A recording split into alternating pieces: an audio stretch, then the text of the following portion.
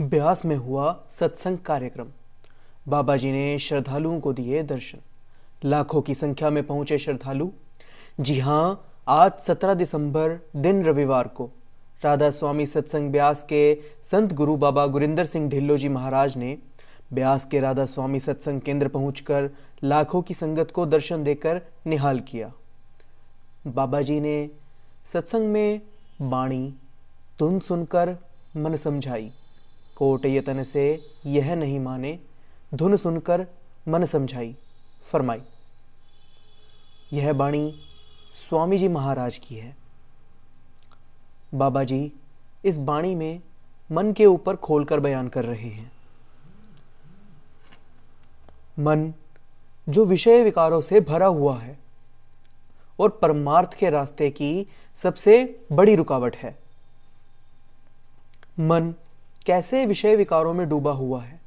स्वामी जी महाराज फरमाते हैं कि जब हम सब कौमों, मजहबों, सभी दुनियाई मजहबी किताबों पर अपने ख्यालों को रोक कर विचार करते हैं तो हमें पता चलता है कि हमारे और परमात्मा के बीच में जो पर्दा है वह केवल मन का है, और अगर यह पर्दा उठा दिया जाए तो मालिक स्वयं हमारे सामने है।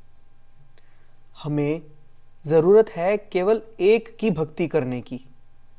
बड़े बड़े महापुरुषों ने भी अपनी अपनी भाषा में हमें यही समझाया है, क्योंकि महापुरुषों का जन्म ही परमात्मा तक पहुंचने की राह दिखाने के लिए हुआ है।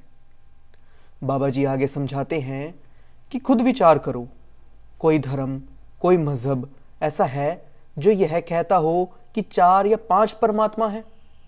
सबका सार अगर आप लोग समझो तो हर धर्म हमें यही सिखाता है कि परमात्मा एक ही है और हमें उसी परम पिता परमात्मा की भक्ति करनी है। यह तो उस समय की मांग को देखते हुए अलग अलग महापुरुषों ने अलग अलग साधन पेश किए थे परमात्मा की भक्ति के लिए, क्योंकि जैसे हर देश में अनेकों लोग अनेकों भाषाएं बोलते हैं, लेकिन हर किसी को अपनी भाषा के सिवा दूसरी की भाषा समझ नहीं आती, वैसे ही अध्यात्म को समझने की सोच भी सबकी अलग अलग थी। इसलिए लोगों की इतनी भिन्नताएं देखते हुए परमपिता परमेश्वर की भक्ति के अलग अलग साधन समाज में प्रस्तुत किए गए, लेकिन सबका उद्देश्य केवल और केवल एक ही था कि सगल सृष्टि के रचयिता जिन्होंने हम सबको बनाया है, इस पूरी सृष्टि को बनाया है, उस परमेश्वर की, उस परमपिता परमात्मा की भक्ति करना, चाहे किसी भी मार्ग से हो। पर हम सब अलग अलग धर्मों के भेदभाव में फंस कर रह जाते हैं। मालिक की भारी भक्ति तो कर लेते हैं, लेकिन जो सच्ची भक्ति है, अंदर की भक्ति, मन की भक्ति, उसे नजरअंदाज कर देते हैं, जो कि सबसे बड़ी भूल है। बाबा जी वाणी के जरिए समझाते हैं कि हम जो धार्मिक किताबें पढ़ते हैं, ग्रंथ पढ़ते हैं और सोचते हैं कि इससे हमारे कर्म कट जाएंगे, हमें परमात्मा मिल जाएगा, तो यह गलत है।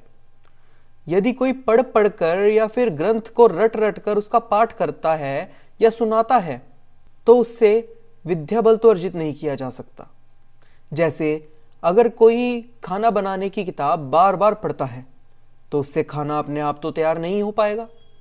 खाना तो तभी बनेगा जब हम उस किताब से सीख कर खुद खाना बनाने का प्रयत्न करेंगे।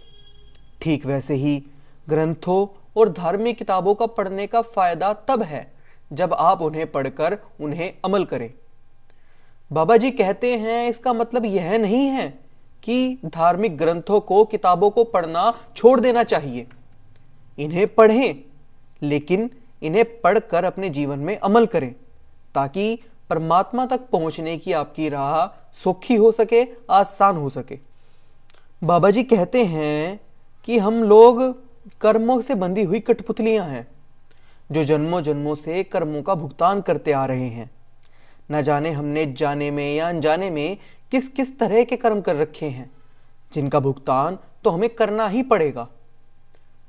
लेकिन जो परमात्मा ने हमें यह मनुष्य रूपी अनमोल तोहफा दिया है, यह हमें नाम की कमाई कर परमात्मा को प्राप्त करने, वह नाम के जाप से हर प्रकार के कर्म बंधनों से छुटकारा पाने के लिए मिला है। लेकिन हम यह जीवन भी नए कर्मों को बनाने व पुराने कर्मों का हिसाब चुकाने में लगा देते हैं, मन के कहने में आकर। जबकि हमें चाहिए कि गुरु की शरण में लगकर गुरु की कृपा से हम मन को अपने कहने में लाएं और उसे नाम जपने में, नाम की कमाई में लगाएं। तभी हमारा यह जीवन सफल हो पाएगा। जानकारी के लिए बता दें कि सत्संग कार्यक्रम में आसपास व उत्तर प्रदेश, दिल्ली, हरियाणा के श्रद्धालु भी बड़ी संख्या में पहुंचे। सत्संग केंद्र में लंगर की भी व्यवस्था की गई, जिसमें सेवादार भाई बहनों ने निस्वार्थ सेवा करते हुए दूर दराज से आए सभी श्रद्धालुओं को बड़े ही प्यार से सेवाओं से लंगर प्रसाद ग्रहण करवाया। वहीं सेवादार भाइयों ने अपनी यातायात की व्यवस्थाओं को भी खूब बखूबी निभाया। आज के लिए बस इतना ही। एक बार फिर लौटेंगे एक नई अपडेट के साथ।